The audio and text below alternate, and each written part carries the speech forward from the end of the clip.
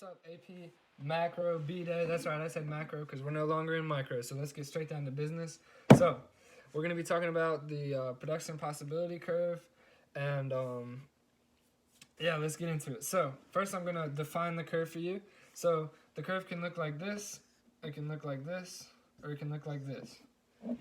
Okay, this means it's constant if it's a straight line in here. If it's like this, it means it's decreasing cost or decreasing opportunity cost. And if it goes like this, it's increasing opportunity cost per unit of production of whatever you're producing, X or Y. It could be capital or consumer goods, could be tomatoes or pumpkins. It could literally be anything, but that's not really important. So what we're going to be talking about is an increasing production possibility curve, which would look something like that. I don't know if that was kind of a bad arc, but that is an arc. So I'm going to draw 5 points up here and quickly describe what in the world is going on. 1, 2, 3, 4, 5. Okay, so as you can see, I have my 5 points labeled 1, 2, 3, 4, 5. So the first one we're going to talk about is good number 1. Actually, we're going to talk about goods 2, 3, and 4 first. So 2, 3, and 4 fall directly on this production line. So what does that tell you?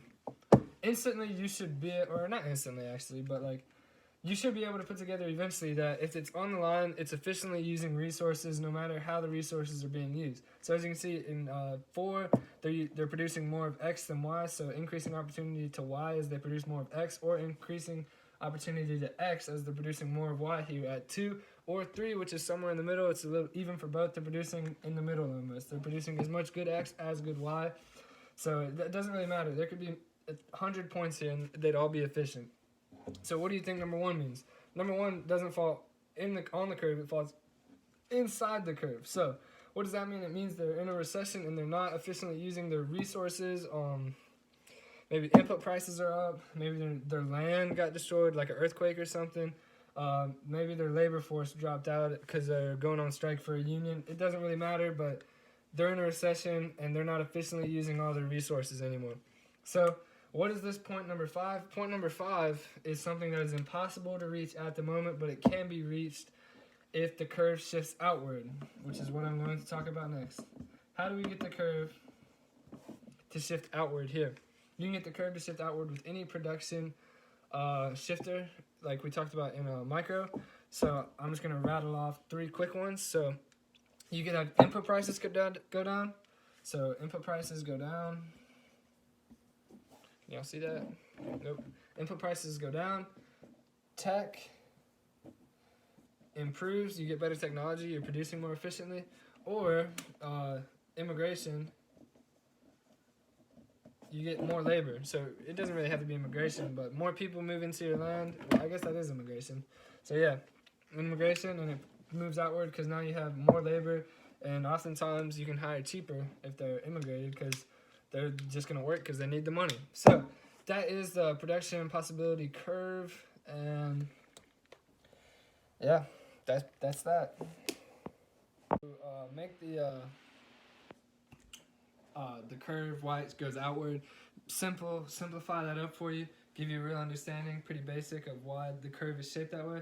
I got my good friend here, a little chunky as you can tell. So let's say the curve is, let's say the curve is working out, I'm just going to say WO, or eating.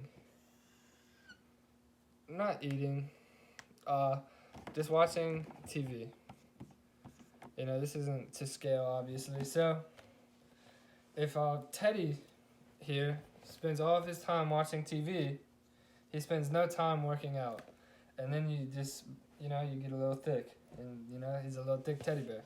Now, if Teddy were to spend all his time working out, Teddy'd probably lose a few pounds and be the king of the forest once again.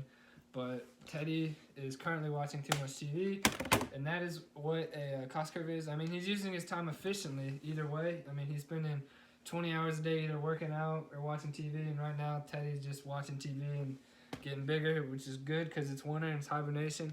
So that should simplify it up for you.